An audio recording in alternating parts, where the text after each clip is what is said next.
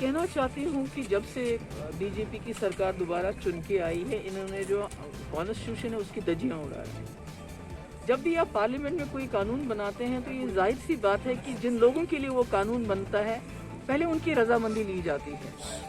जब फार्मर्स का कानून बना तो उसके लिए उनसे पूछा नहीं गया, और आज फार्मर्स पिछले 2 महीने से सड़कों पे हैं। वो ये कह रहे हैं कि इस जो बिल लाया गया है ये हमारे हक में नहीं है, हमारे फ़ायदे में नहीं, हमें नहीं चाहिए, इसको वापस ले लो।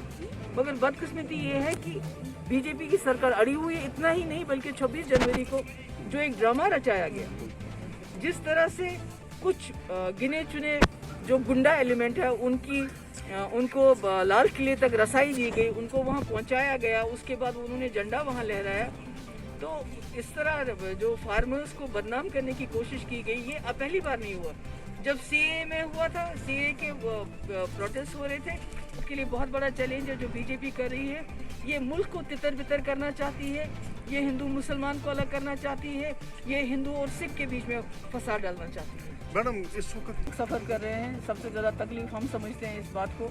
खजल हो रहे हैं, बॉर्डर्स पे रोज़ गोली चलती है, कोई ना कोई मारा जाता है।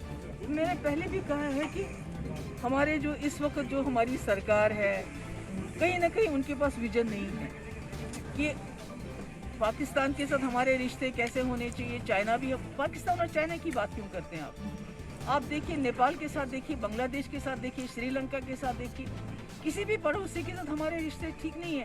मगर पाकिस्तान के साथ रिश्ते ख़राब हो जाते हैं तो बॉर्डर पे हमारे लोग तकलीफ में आ जाते हैं। चाइना के साथ रिश्ते ख़राब हो गए तो हमारे 20-22 नौजवान शहीद किए गए।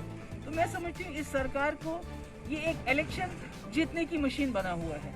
इनके पास इलेक्शन जीतने के बगैर जो पूरे मुल्क के लिए कोई भी पॉलिसी नहीं है, कोई भी एजेंडा नहीं है। इनका काम सिर्फ ये है कि हम किस तरह इलेक्शन जीते, और उसके लिए इन्होंने फार्मूला एक बनाया हुआ है, हिंदू और मुसलमान को लड़ाओ। अब 370 का एक मैनिफेस्टो जो था, इन्होंने अपने मैनिफेस्टो में रखा था कि 370 जो है वो उसको तोड़ा जाएगा, और वो इन्होंने एक जो स्टेट बनाई थी, डोगरा महाराजा ने बनाई थी एक स्टेट जिसमें जम्मू, लद्दाख और कश्मीर और अलग अलग मज़हब के लोग थे। बहुत खूबसूरत स्टेट बनाई थी। इन्होंने उस स्टेट को तितर बितर कर दिया, लद्दाख को अलग कर दिया, जम्मू कश्मीर को यूनियन टेरिटरी बना दिया।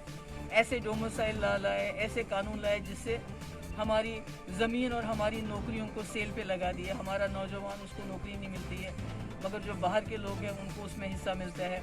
हमारे यहाँ लोगों को जंगलात की ज़मीनों से खदेड़ा जा रहा है, नाल ज़मीन ये बड़े बड़े सरमायाकारों को इंडस्ट्री के नाम पे दे रहे हैं। तो मैं समझती हूँ कि 370 कोई कश्मीरियों या मुसलमानों के लिए बचाव की बात नहीं थी, ये पूरे जम्मू कश्मीर को बचा रहा था। और इसको वापस करना, इसको लाना, उसके लिए हम सब